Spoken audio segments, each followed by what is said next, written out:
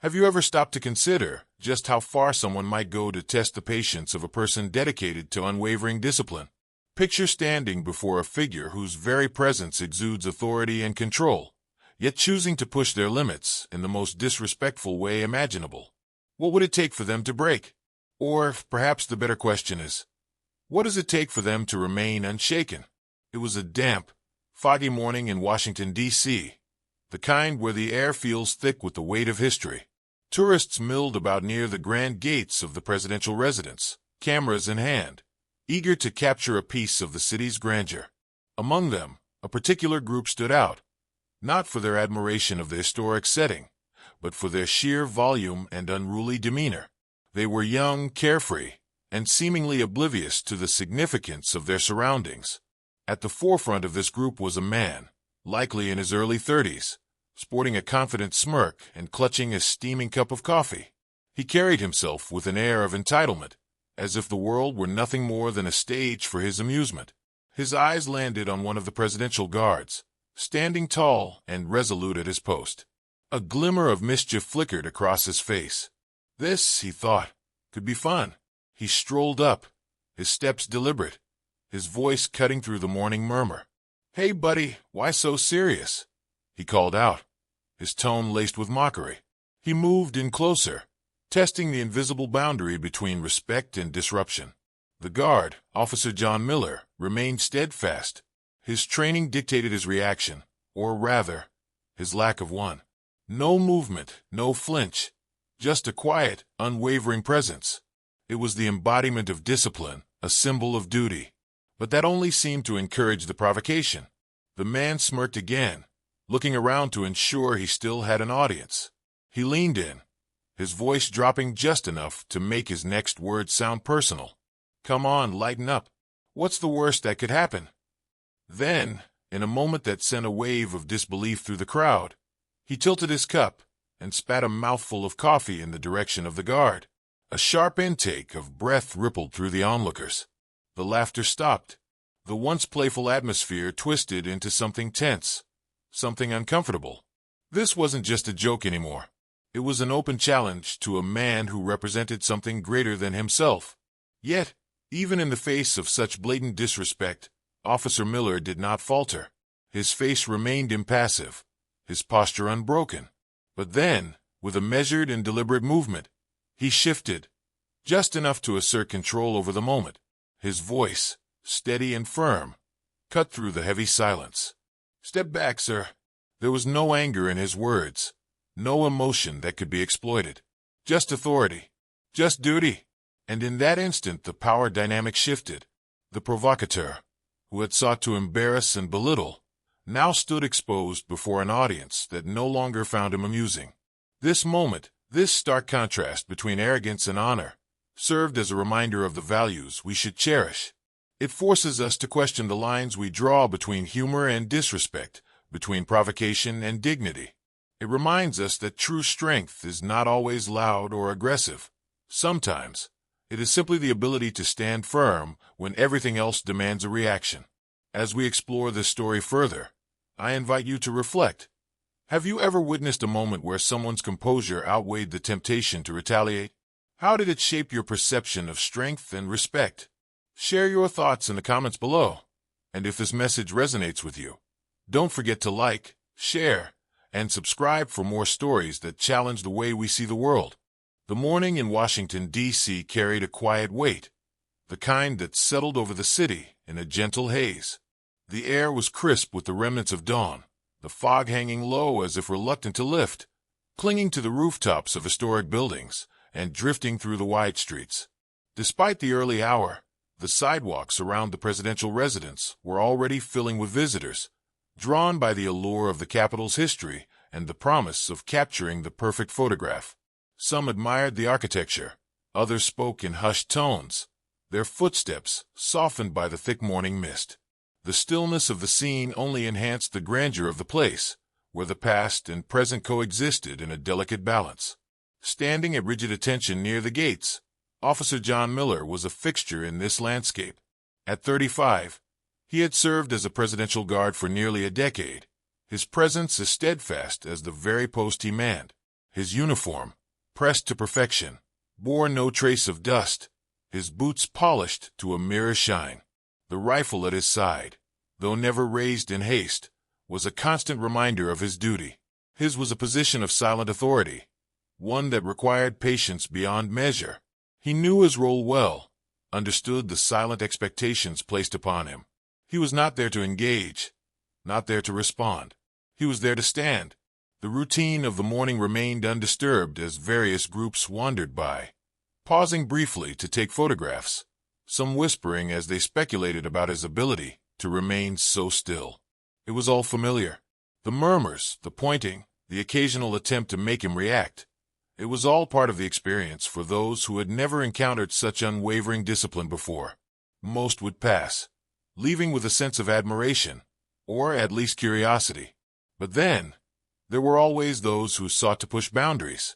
Among the clusters of sightseers, a group of young tourists arrived, their energy unmistakable. Their voices cut through the peaceful morning hum, loud and full of restless excitement.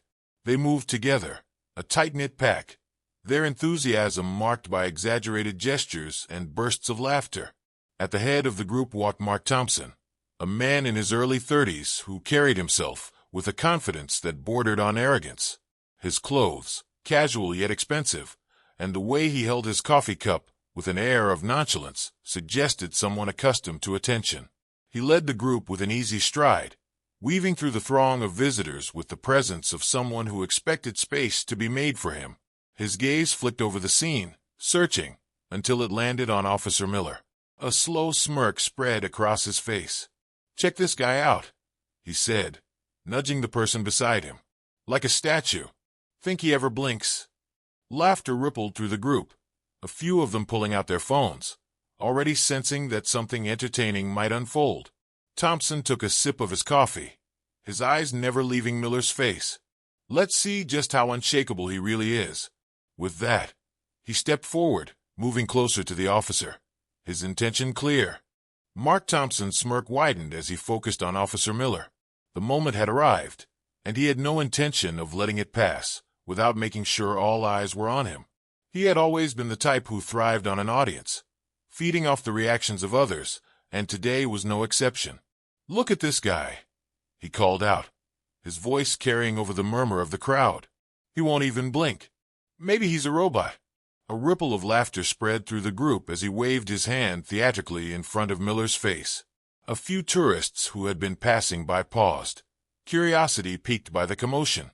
Some lifted their phones, eager to capture the moment, their screens reflecting the disciplined stillness of the guard and the growing arrogance of the man provoking him. Miller, standing as he always did, remained impassive. His breath was even, his gaze steady. He had been trained for this, prepared to endure taunts, ridicule, and the ignorance of those who didn't understand the dignity of his post. He had seen it all before, and yet, today felt different. There was an energy in the crowd that set this encounter apart from the usual antics. They weren't just laughing, they were waiting, expecting. Thompson, emboldened by the attention, let his grin deepen. He took a slow, deliberate sip from his coffee cup, savoring the moment, ensuring all eyes remained on him. Then, without hesitation, he spat the mouthful of coffee in Miller's direction. A collective gasp shot through the square. The shift in atmosphere was instant. What had been playful amusement only moments before twisted into something colder, heavier. Laughter died mid-breath. Phones that had been held up to capture harmless fun now documented something else entirely. Miller's uniform bore the dark stain of the insult, the fabric absorbing the coffee as the wetness spread over the pristine material. Yet his face revealed nothing. No flash of anger, no tightening of the jaw. Just the same unwavering focus, the same rigid stance. But those watching closely would have noticed the smallest of shifts. A change in the way he held himself, almost imperceptible but unmistakable. It was not a reaction of offense, but of quiet acknowledgement. Something had changed. A line had been crossed. The murmurs among the crowd grew, voices now tinged with discomfort. "That's too far," someone muttered. A woman nearby shook her head in disapproval, her arms folding across her chest. Others whispered among themselves, exchanging glances that reflected a mix of dismay and unease. Even Thompson's own friends hesitated, their earlier amusement now shadowed by uncertainty. One of them, a man who had been laughing the loudest only moments ago, cleared his throat awkwardly. Maybe we should go," he suggested, casting a wary glance at the growing crowd. But Thompson wasn't ready to let go of the moment. He had come too far to back down now. He turned back to Miller, expecting, hoping, for some sort of reaction, something he could latch onto, something he could turn into a joke to reclaim his audience. Miller, however, gave him nothing. Not a flicker of emotion, not a twitch of acknowledgement. He simply stood, as he had before, a living testament to discipline and restraint. Yet the air had shifted, and in that heavy silence, Thompson's victory felt hollow. Before Miller could react, a sharp tapping sound echoed across the pavement, each deliberate step cutting through the thick silence. The crowd instinctively turned, their eyes drawn to the elderly man, making his way toward the scene. His movements were slow but purposeful, his cane striking the ground with the kind of authority that could only come from a life lived with discipline. His military jacket, faded but well-kept, bore medals that told a story without the need for words. His presence alone commanded attention. "What kind of circus is this?" he asked, his voice steady, carrying an undeniable weight. The casual murmuring that had filled the space moments earlier dissipated, replaced by an uneasy stillness.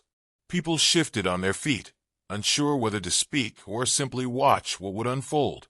Thompson, still riding the adrenaline of his actions, turned to face the older man. His smirk wavered but didn't quite disappear. "Relax, old man. It's just a joke. Lighten up."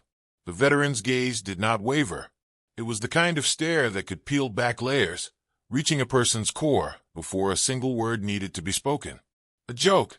His voice carried no humor, only quiet disapproval. "Son, do you even understand what these men stand for?" A murmur swept through the crowd. The energy shifted. The laughter and jeering that had encouraged Thompson moments ago faded into quiet agreement. A young woman near the front of the gathering nodded, her voice just loud enough to be heard. "He's right. This isn't entertainment. It's embarrassing." Thompson's bravado faltered. He chuckled, but it lacked the arrogance from before. "Come on, everyone. It's not that serious." But no one was laughing anymore. The crowd, which had once cheered him on, had turned. What had begun as a spectacle for amusement was now something else entirely, a reckoning of respect and disgrace. The veteran took another step forward, his presence as firm as the ground beneath his feet. He turned his gaze toward Miller, his expression unreadable but filled with something deeper than mere words could convey. "You don't need to say a word, son. Your uniform speaks for you." Miller, still standing tall, gave the slightest nod, a gesture so small yet so profound, one that only those who had worn the weight of service could understand. It was a moment exchanged between generations, one man who had once stood where Miller stood now, and another carrying on the same unspoken duty. The air around them grew heavy with meaning. The crowd felt it too. People straightened their postures, as if instinctively responding to the presence of something greater than themselves. Even those who had arrived with no particular reverence for the moment found themselves wrapped in an unspoken understanding. The weight of the moment settled in, pressing on Thompson more than anyone else. The self-assured stance he had displayed minutes earlier now seemed forced, his arms crossing over his chest in a feeble attempt at regaining his composure. But there was nothing left to hold on to.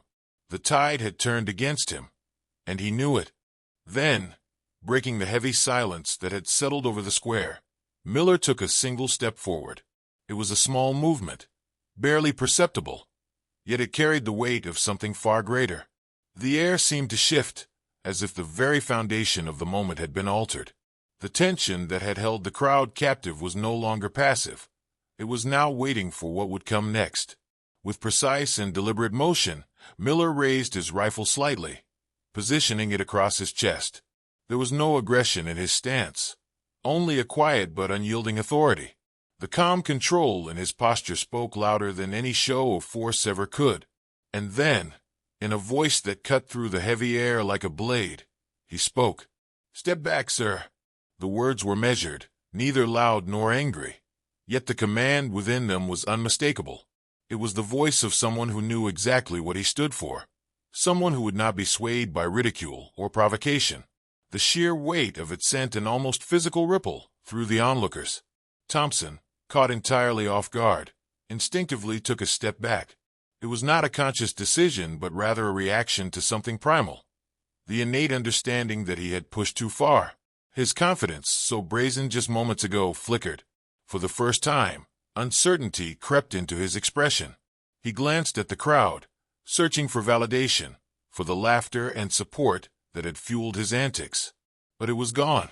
Instead, the response came in a way no one had expected. It began with a single clap, hesitant but firm. Then another, and another. Within seconds, applause spread like a rolling wave, filling the space with a sound that was both unexpected and deeply telling. It wasn't just applause for Miller. It was an acknowledgement of the dignity he had upheld in the face of insult. It was an affirmation that respect had not been lost, that some boundaries still mattered.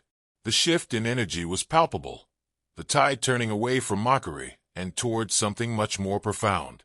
Near the edge of the crowd, a woman bent down, her fingers brushing against the cold stone as she picked up the scattered coins Thompson had thrown earlier.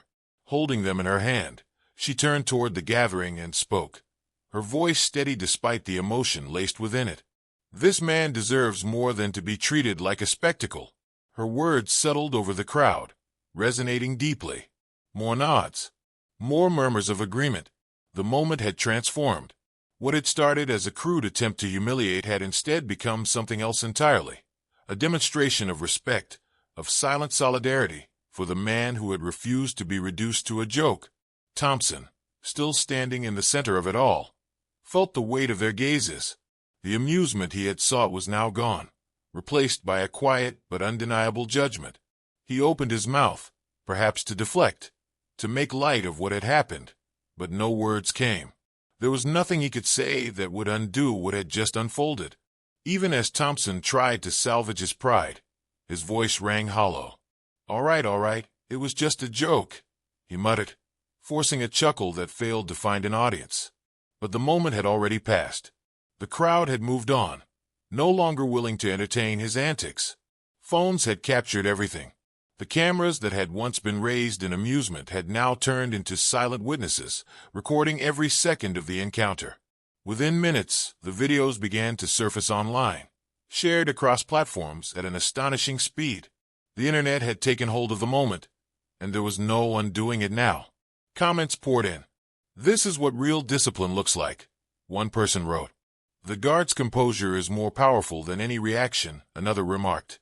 Praises for Miller flooded the comment sections, with viewers admiring his unwavering restraint. Others condemned Thompson, calling out his disrespect and immaturity. As the weight of it all settled in, Thompson's friends, once eager participants in his mockery, began to drift away, distancing themselves from the embarrassment now attached to his name. Their laughter had long since faded, replaced by uncomfortable silence. His smirk, his confidence, all of it had deflated under the crushing reality of public scrutiny. Then the inevitable happened. A police officer, having been drawn to the scene by the commotion, approached with a measured step. His presence alone was enough to command attention. "Sir, you've violated public decorum. I'm going to have to ask you to leave," the officer stated, his tone firm but controlled. Thompson scoffed, a flicker of defiance still lingering in his posture. But he knew better than to push his luck any further. With a reluctant shrug, he turned away, his once confident stride now subdued. The crowd watched as he walked off, his presence shrinking with every step, his relevance fading as quickly as the moment itself. As he disappeared from sight, the conversation among the crowd shifted, not about the man who had sought attention, but about the quiet dignity of the guard who had stood unwavering through it all. The story that would be remembered was not one of arrogance, but of honor. By the time the city settled into its usual rhythm, the story had already taken on a life of its own online. The footage continued to circulate, discussions grew, and the moment, once meant to be a joke, became a lesson in respect that resonated far beyond the square where it had unfolded. As the last murmurs of conversation faded, the crowd slowly began to disperse. The energy that had once crackled in the air, fueled by conflict and confrontation, had settled into something quieter, something more reflective. People walked away not with the memory of a man who had sought to provoke, but with the image of another who had refused to be moved, who had stood his ground with dignity and restraint. Miller, his composure never shaken, adjusted his hat with precise care. His stance returned to its perfect form, as if the moment had never transpired. He had been trained for this, to embody discipline, to uphold honor, to never let emotion dictate his duty. And yet, there was something in the way he carried himself now, a quiet confirmation that his presence had spoken louder than words ever could. From the edge of the square, the veteran took a step forward, his movements slow but certain. His gaze remained fixed on Miller, his expression one of deep understanding. There was no need for long speeches or grand gestures. Instead, he simply nodded and said, "Good job, son." 2 words, yet they carried the weight of a lifetime. It was not just praise. It was acknowledgement, an understanding between those who knew what it meant to stand firm in the face of challenge, to bear the weight of tradition, to respect the duty that had been passed from generation to generation. Miller met the veteran's eyes and gave a single, firm nod in return, a silent exchange of respect that needed no further explanation. The applause that had once filled the space had faded, replaced by something even more meaningful, quiet admiration. People left with a story worth telling, one they would share not because of spectacle, but because of significance. It was not the story of a man who had mocked authority, but of one who had upheld it, who had turned provocation into a lesson, and who had reminded everyone watching of the power of restraint. The square emptied, the city moving on as it always did, but the moment lingered, carried in the minds of those who had witnessed it, passed on through conversations and stories, destined to find new audiences beyond those who had been there in person. And Miller remained at his post, just as he had that morning, just as he would tomorrow. But now, his presence carried more than just the weight of tradition. It carried a lesson no one there would soon forget. This story is a powerful reminder of the importance of respect and restraint. In a world that often values loudness over composure, it is the quiet acts of dignity that leave the most lasting impact. What do you think? If you had been in the crowd that day, how would you have reacted? Would you have spoken up? Would you have watched in silence? Let us know your thoughts in the comments below. If you believe in honoring those who serve with dignity, share this story. Spread the message that respect still matters. And if you'd like to see more content that highlights true acts of resilience and integrity, don't forget to like and subscribe. Because sometimes the strongest response isn't action, it's honor.